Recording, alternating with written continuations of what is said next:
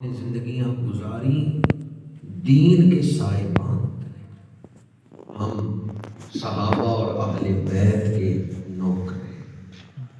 لیکن کیا ہمیں پتہ ہے کہ صحابہ اور اہل بیت صرف قرآن کو ماننے والے نہیں تھے بلکہ قرآن کے عاشق تھے؟ سبحان اللہ۔ صحابہ و اہل بیت قرآن کے عاشق تھے۔ جس دن میرے آقا کریم پہ پہلی وحی نازل ہوئی، اقرأ بسم ربک الذی خلق، اس دن سے لے کر وصال تک 23 سال ظاہری حیات مبارکہ حضور نے قرآن کے لیے محنت کرتے ہوئے زندگی گزاری۔ قرآن کے لیے محنت کرتے ہوئے لوگوں کو قرآن سنانا، لوگوں کو قرآن سکھانا اور قرآن کے مطابق معاشرہ تشکیل دینے کے لیے محنت کرتے ہوئے حضور نے 23 سال گزارے۔ قرآن پڑھاتے ہوئے، قرآن سکھاتے ہوئے اور قرآن کے مطابق معاشرہ تشکیل دینے کے لیے، قرآن کے مطابق معاشرہ قائم کرنے کے لیے، اور 23 سالوں میں حضور نے ایک ایسا معاشرہ قائم کیا ہے جس میں قرآن کی حکمرانی۔ جب میرے آقا کریم کا وصال پاک ہوا ہے تو آپ ایک ایسا معاشرہ قائم فرما چکے ہیں جس میں غافل لوگ نہیں تھے بلکہ قرآن کے مطابق زندگی گزارنے والے لوگ۔ قرآن سے کیا ملتا ہے؟ صحابہ کی تاریخ پڑھ کے دیکھیں، قرآن نے جو ہیرے تراشے ہیں وہ جدھر رخ کرتے تھے ملکوں کے ملک فتح کرتے تھے۔ سبحان اللہ۔ سبب کیا ہے؟ دل میں محبت رسول ہے اور زندگی قرآن کی روشنی میں گزر رہی ہے۔ سبحان اللہ۔ وہ معزز سے زمانے میں مسلمان ہو کر اور ہم خار ہوئے تاریخ قرآن ہو کر۔ گردر سے قرآن ہم نے نہ بلایا ہوتا، یہ زمانہ نہ زمانے نے دکھایا ہوتا۔ ہم قرآن نہیں بھولے، قرآن ہمیں یاد ہے، ہم درس قرآن بھول گئے، یعنی قرآن کی تعلیمات بھول گئے۔ قرآن جس راستے پہ چلاتا ہے ہم وہ راستہ بھول گئے۔ اس لیے اقبال کہتے ہیں گر درس قرآن ہم نے نہ بلایا ہوتا، یہ زمانہ نہ زمانے نے دکھایا ہوتا۔ ہم صحابہ کرام کے ایام مناتے ہیں، ان کی تعلیمات نہیں اپناتے۔ ہم اہل بیت کے ایام مناتے ہیں، ان کی تاریخ نہیں، ان کی تعلیمات نہیں اپناتے۔ حضور حیدر قرار شیر خدا اسد اللہ الغالب امام المشارق والمغارب حضرت مولا علی کرم اللہ وجہ الکریم فرماتے ہیں الحمد سے بناس تک پورے قرآن کی کوئی آیت تم پڑھو، میں بتاؤں گا مقام نزول کیا ہے، وقت نزول کیا ہے، شان نزول کیا ہے، اور اس آیت کے الفاظ سے مسائل کون سے نکلتے ہیں۔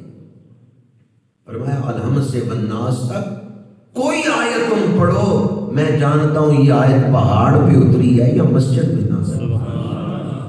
مقام نزول جانتا ہوں، میدان جنگ میں اتری ہے یا حالت سفر میں اتری ہے۔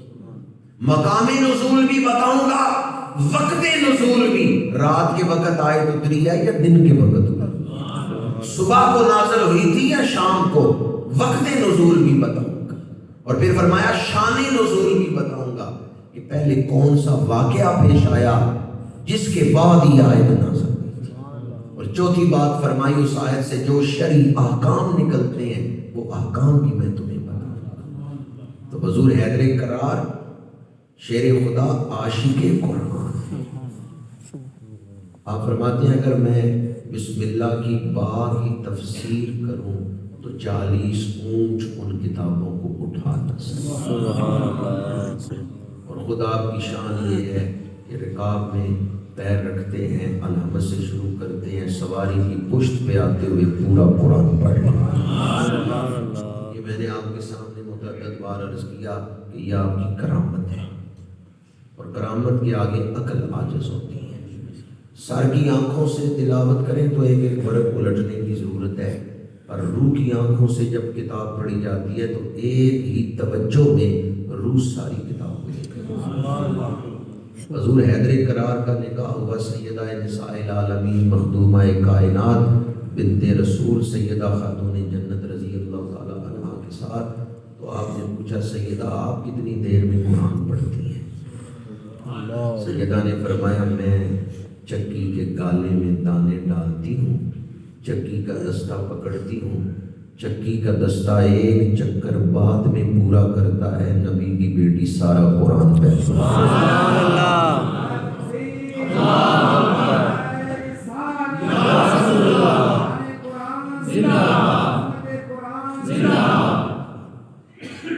باپ سواری پہ آتے ہوئے پورا قرآن پڑھ لے اور ماں کی یہ شان ہو کہ چکی کا ایک دستہ چکر بعد میں پورا کرے، وہ پہلے سارا قرآن پڑھ لے۔ بیٹا نیزے کی نوک پہ قرآن سنا سکتا ہے یا نہیں سنا سکتا؟ نوک ثنا پہ کس نے لیا ہے خدا کا نام؟ یہ کون ہے جو موت کو شرمندہ کرے؟ کوفے کا شہر ہے اور حضور حیدر کرار اپنے گھر تشریف لائے ہیں۔ اس وقت گھر بنائے جاتے مردوں کا حصہ الگ، عورتوں کا الگ ہوتا تھا۔ آپ زنان خانے کی طرف تشریف لے جا رہے ہیں، ابھی دروازے سے باہر ہی ہیں، اندر حضرت بی بی زینب رضی اللہ تعالیٰ عنہا کی آواز آ رہی ہے کہ وہ تفسیر پڑھا رہی ہیں۔ کوفے کی عورتیں بی بی زینب سے تفسیر پڑھ رہی ہیں۔ تو مولا علی شیر خدا نے دروازے کے باہر کھڑے ہو کے اپنی بیٹی کی وہ تقریر سنی جو انہوں نے الف لام میم کی تفسیر میں بیان کی۔ تو آپ نے دعا کے لیے ہاتھ اٹھائے، پروردگار تیرا شکر ہے تو نے مجھے وہ بیٹی عطا کی ہے جو قرآن کا علم رکھنے والی ہے۔ آج ہم ان ہستیوں کے ایام مناتے ہیں، ان کی تعلیمات نہیں مناتے۔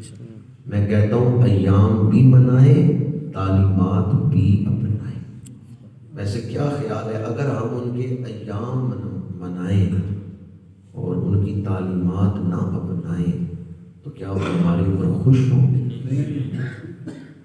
کہیں آپ نے صحابہ اور اہل بیت کو اس دور کے پیروں کی طرح تو نہیں سمجھ رکھا کہ پیر صاحب کی تعریف کریں تو وہ خوش ہو جائیں، چاہے آپ دین پہ عمل کریں نہ کریں، بس پیر صاحب کو راضی رکھیں تو وہ خوش ہو جائیں۔ کیا صحابہ اس طرح، اہل بیت اس طرح؟ موجودہ دور کے پیروں پر نہ قیاس کریں، موجودہ دور کے لیڈروں پر صحابہ اور اہل بیت کو قیاس نہ کریں کہ اگر آپ ان کو خوش کر دیں تو یہ راضی ہیں، چاہے آپ دین کو اہمیت دیں یا نہ دیں۔ ان کی پہلی ترجیح وہ اس پہ راضی ہوتے ہیں جو دین پہ عمل کرتے ہیں۔ حضور حیدر کرار شیر خدا کرم اللہ وجہ کریم سفر میں ہے تو ایک بدو نے بے ادبی کی، حضور حیدر کرار نے اس کو معاف کیا۔ اس کو نہیں پتا تھا کہ یہ شیر خدا ہے، بعد میں اس کو پتا چلا، اس نے سواری دوڑائی، آیا آپ کے قافلے سے ملا، معافی مانگی، جو غلطی اس سے ہوئی تھی اس پر اس نے توبہ کی اور رو کے کہنے لگا میرے اوپر خوش ہو جائیں، میرے اوپر راضی ہو جائیں۔ فرمایا اس سے زیادہ خوشی والی، حضور حیدر کرار نے فرمایا اس سے زیادہ مجھے خوش کرنے والی اور کیا بات ہوگی کہ تو نے توبہ کر لی۔ وہ کس بات سے خوش ہو رہے ہیں؟ آنے والے نے توبہ کر کے رب سے معافی مانگی ہے، وہ اس بات سے خوش ہونے والے۔ فرمایا اس سے زیادہ میرے لیے خوشی کی بات کیا ہوگی کہ تو نے توبہ کر لی ہے۔ آج ہم سلف صالحین کے ایام مناتے ہیں، ان کی تعلیمات کو نہیں اپناتے، اور معاذ اللہ انہیں ہم نے اپنی سطح پہ لا کے ہم سوچتے ہیں کہ شاید وہ بھی ہماری طرح جن باتوں سے ہم خوش ہوتے ہیں شاید ایسی باتوں سے وہ بھی خوش ہوتے ہیں۔ نہیں، وہ خوش ہوتے ہیں دین سے، انہوں نے زندگیاں گزاری ہیں اللہ کے دین کی سر بلندی کے لیے۔ اس لیے اگر آپ دین کو اہمیت دیں گے تو وہ آپ پر راضی ہے، اور اگر آپ دین کو ہی معمولی سمجھیں، دین کو ہی پس پشت ڈال دیں تو پھر آپ انہیں راضی نہیں کر سکتے۔ حضور حیدر کرار شیر خدا کرم اللہ وجہ الکریم کی زندگی کا جو مرکز ہے اور محور ہے وہ عشق رسول ہے، محبت رسول ہے۔ آپ نے زندگی عشق رسول کی سرشاری میں گزاری ہے، اور مقدر دیکھے کہ جب دنیا میں آ کے آنکھ کھولی ہے تو سامنے چہرہ مصطفیٰ کریم، سبحان اللہ، اس وقت تک آنکھ ہی نہیں کھولی جب تک حضور کا چہرہ سامنے نہیں۔ جب حضور تشریف لائے اور حضرت فاطمہ بنت اسد رضی اللہ تعالیٰ عنہا سے فرمایا کہ میرا بھائی مجھے دکھاؤ، میرے آقا کریم کی عمر پاک اس وقت 30 سال تھی، تو حضرت فاطمہ بنت اسد رضی اللہ تعالیٰ عنہا نے فرمایا کہ اللہ نے بیٹا تو دیا ہے پر آنکھیں نہیں کھولتا، اور حضور کی گود میں حضرت علی کو دیا۔ میرے آقا کریم نے شیر خدا کو ہاتھوں پہ اٹھایا، خورشید نے ہاتھوں پہ اٹھایا ہے قمر کو۔ میرے آقا کریم نے آنکھوں پہ لواب دہن لگایا، شیر خدا نے آنکھیں کھولی۔ اب مقدر دیکھیں، مولا علی آنکھیں کھولتے ہیں، سامنے وہ چہرہ ہے جو رب کا محبوب ہے، سامنے وہ چہرہ ہے رب جس کی قسمیں اٹھاتا ہے۔ بہت سارے بزرگوں نے یہ بات بیان کی کہ اگر مولا علی شیر خدا سے یہ پوچھا جائے کہ آپ نے حضور کے آنے سے پہلے آنکھیں کیوں نہیں کھولی، تو شیر خدا جواب دیتے ہیں جب تک وہ نہیں آئیں گے جن کے لیے آنکھیں دی گئی ہیں میں آنکھیں نہیں کھولوں گا۔ دل یاد لئی بنایا تے تعریف لئی زبان، اکھیاں بڑائیاں سونے دے، اکھیاں بڑائیاں سونے دے، عشق رسول کی چلتی پھرتی مجسم تصویر حضور ہے کر رہا ہے۔ کبھی سرمایہ محراب و ممبر، کبھی مولا علی خیبر شکن عشق۔ کبھی 2 دن پہلے آپ کا یوم ولادت گزرا ہے، 13 رجب المرجب، یہ حضور شہنشاہ ولایت کی ولادت کا دن ہے، اور ہم نے آپ کی آمد کا جشن منایا، جشن ولادت علی المرتضیٰ۔ لیکن جس تذکو احتشام سے ہم نے آپ کی آمد کی خوشی منائی ہے، اگر اسی ذوق و شوق سے ہم آپ کے نقش قدم پر چلنے کا ارادہ کر لیں تو کیا معاشرہ بدل نہ جائے، نیکیوں کا غلبہ نہ ہو جائے۔ حضور شیر خدا کوفے میں کسی کا باپ فوت ہو جاتا تو آپ یتیم کے سر پہ جا کے ہاتھ رکھتے، فرماتے کبھی زندگی میں یہ نہ سوچنا کہ تیرا باپ فوت ہو گیا ہے، علی زندہ ہے۔ کبھی زندگی میں یہ کمی محسوس نہ کرتا کہ میرا باپ ہوتا تو آج مجھے یہ خوشی ملتی، میرے فلاں مدد کرتا۔ حضور حیدر کرار یتیموں کے سر پہ ہاتھ رکھنے۔ ہم آپ کی سیرت کو نہ اپنائیں تو دن ایام منانے کا مقصد ادھورا ہے۔